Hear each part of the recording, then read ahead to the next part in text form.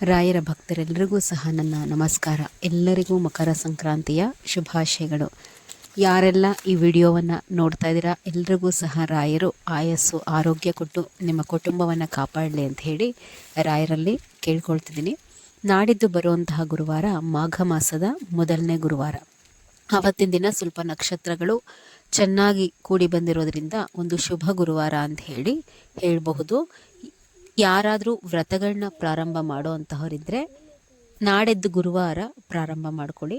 ಒಳ್ಳೆಯ ಗುರುವಾರಗಳಂದು ನೀವು ವ್ರತ ಪ್ರಾರಂಭ ಮಾಡಿದಾಗ ಸಂಕಲ್ಪಗಳು ಬಹಳ ಬೇಗ ಈಡೇರುವಂತಹದ್ದು. ಹಾಗಾಗಿ ವ್ರತ ಹಿಡಿಬೇಕು ಅಂದ್ಕೊಂಡಿರುವಂತಹವರು ನಾಳೆ ಗುರುವಾರ ಹಿಡೀರಿ.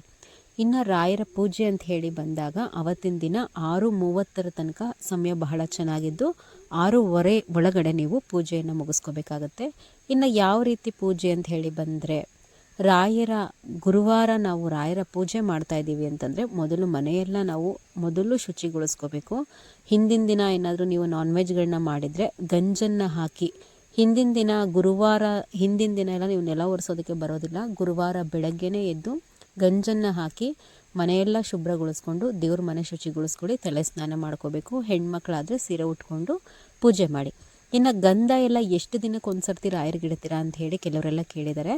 ಗುರುವಾರ ಯಾವತ್ತಂದ್ರೆ ಅವತ್ತೆಲ್ಲ ಫೋಟೋ ಒರೆಸ್ಲಿಕ್ಕೆ ಬರೋದಿಲ್ಲ. ರಾಯರ ಫೋಟೋವನ್ನು ಗುರುವಾರನೇ ನೀವು ಒರೆಸ್ಕೋಬೇಕು. ಒರೆಸ್ಕೊಂಡು ಶುದ್ಧವಾದಂತಹ ಗಂಧ ಹಚ್ಚಿದ್ರೆ ಇನ್ನು ನೆಕ್ಸ್ಟ್ ಗುರುವಾರ ನೀವು ಫೋಟೋ ಒರೆಸ್ಕೊಂಡು ಗಂಧ ಇಟ್ಟರೆ ಸಾಕು. ಅದರ ಮಧ್ಯದಲ್ಲಿ ಏನಾದರೂ ಏಕಾದಶಿ ಬಂತು ಅಂತಂದರೆ ಅವತ್ತಿನ ದಿನ ಮತ್ತೆ ಫೋಟೋ ಒರೆಸ್ಕೊಂಡು, ಈಗ ಗುರುವಾರ ಮಾಡಿರ್ತೀವಿ ಮತ್ತು ಶನಿವಾರನೋ ಭಾನುವಾರನೋ ಏಕಾದಶಿ ಬಂತು ಅಂತಂದಾಗ ಅವತ್ತಿನ ದಿನ ಫೋಟೋ ಎಲ್ಲ ಒರೆಸ್ಕೊಂಡು ಗಂಧವನ್ನು ಹಚ್ಚಬೇಕಾಗತ್ತೆ.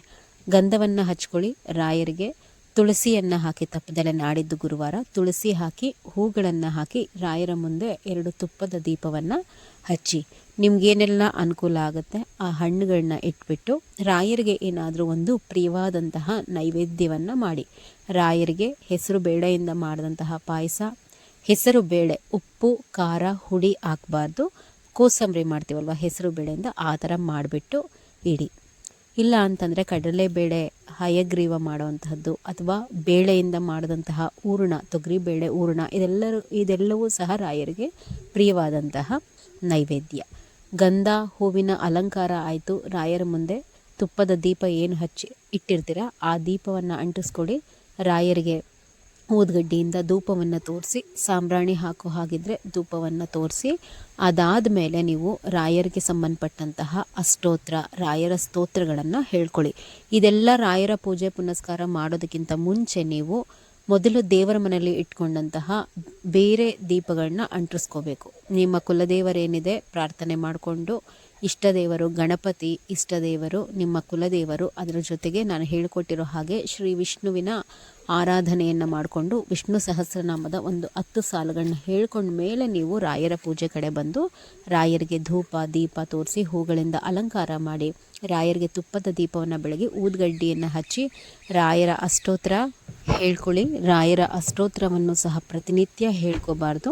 ಗುರುವಾರ, ಏಕಾದಶಿ, ದ್ವಾದಶಿ, ಶನಿವಾರ ಹೇಳ್ಕೋಬೋದು. ಒಂದು ಸರ್ತಿ ರಾಯರ ಅಷ್ಟೋತ್ರ ಹೇಳ್ಕೊಳ್ಳಿ. ಪದೇ ಪದೇ ಹೇಳ್ಕೋಬಾರ್ದು.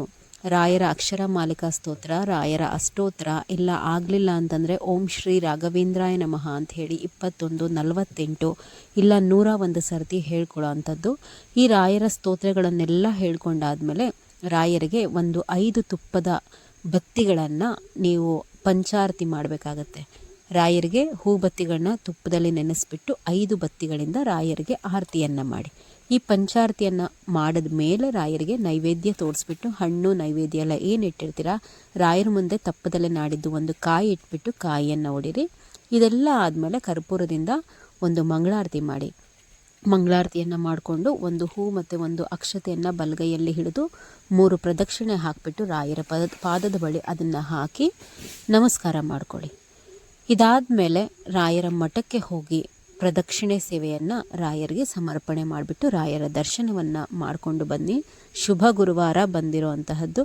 ಯಾರೂ ಸಹ ತಪ್ಪಿಸ್ಕೊಳ್ದಲೆ ರಾಯರ ಸೇವೆ ನಿಮ್ಮ ಯಥಾಶಕ್ತಿ ಮಾಡಿ ರಾಯರ ಕೃಪೆಗೆ ಪಾತ್ರರಾಗಿ. ಇನ್ಫಾರ್ಮೇಷನ್ ಇಷ್ಟ ಆಗಿದರೆ ಒಂದು ಲೈಕ್ ಮಾಡಿ. ಫೇಸ್ಬುಕ್ಕಲ್ಲೂ ಸಹ ನನ್ನ ಪೇಜ್ ಇದೆ, ಇದೇ ಹೆಸರಿನಲ್ಲಿದೆ ಶ್ರೀ ರಾಘವೇಂದ್ರ ಕಾರುಣ್ಯ ಅಂತ, ಅಲ್ಲೂ ಸಹ ಫಾಲೋ ಮಾಡ್ಕೊಳ್ಳಿ. ಹೆಚ್ಚಿನ ಅಪ್ಡೇಟ್ಸು ಅಲ್ಲೂ ಕೊಡ್ತೀನಿ. ನೀವು ಗಮನಿಸಿರ್ಬೋದು, ನಾನು ವಿಶೇಷ ದಿನಗಳಿಗೆ ಸಂಬಂಧಪಟ್ಟಂತೆ ರಾಯರ ಸೇವೆಗಳನ್ನ ಹಾಕುವಂತಹದ್ದು ಯಾವ ಯೂಟ್ಯೂಬ್ ಚಾನಲ್ಗಳಲ್ಲೂ ಕೆಲವೊಂದು ಆಚರಣೆಗಳನ್ನ ನಿಮಗೆ ಹೇಳ್ಕೊಡೋದಿಲ್ಲ. ನಾನು ಹಾಕಿದ್ದಾದಮೇಲೆ ಇನ್ನು 1-2 ದಿನಕ್ಕೆ ಕೆಲವೊಂದು ಚಾನಲ್ಗಳಲ್ಲೆಲ್ಲ ಬರ್ತಾ ಇದೆ, ಗಮನಿಸ್ತಾ ಇದ್ದೀನಿ, ಅರ್ಧಂಬರ್ಧ ಹೇಳ್ಕೊಡ್ತಾರೆ. ರಾಯರಿಗೆ ಸಂಬಂಧಪಟ್ಟಂತೆ ನಿಮಗೆ ಮುಂದೆ ಏನೇ ಹೆಚ್ಚಿನ ಇನ್ಫಾರ್ಮೇಷನ್ನು, ರಾಯರ ಸೇವೆ ವಿಶೇಷ ದಿನಗಳ ಯಾವ್ಯಾವ್ದು ಬರುತ್ತೆ, ಅವರ ಸೇವೆ ಹೇಗೆ ಮಾಡಬೇಕು, ಇದೆಲ್ಲ ನಿಮಗೆ ಕರಾರುವಕ್ಕಾಗಿ ತಿಳಿಬೇಕು ಅಂತಂದರೆ ನನ್ನ ಚಾನಲನ್ನು ಫಾಲೋ ಮಾಡ್ಕೊಳ್ಳಿ. ಹೆಚ್ಚಿನ ಇನ್ಫಾರ್ಮೇಷನ್ ನಿಮಗೆ ರಾಯರ ಬಗ್ಗೆ ಸಿಗ್ತಾ ಹೋಗುತ್ತೆ. ನಮಸ್ಕಾರ ಎಲ್ರಿಗೂ.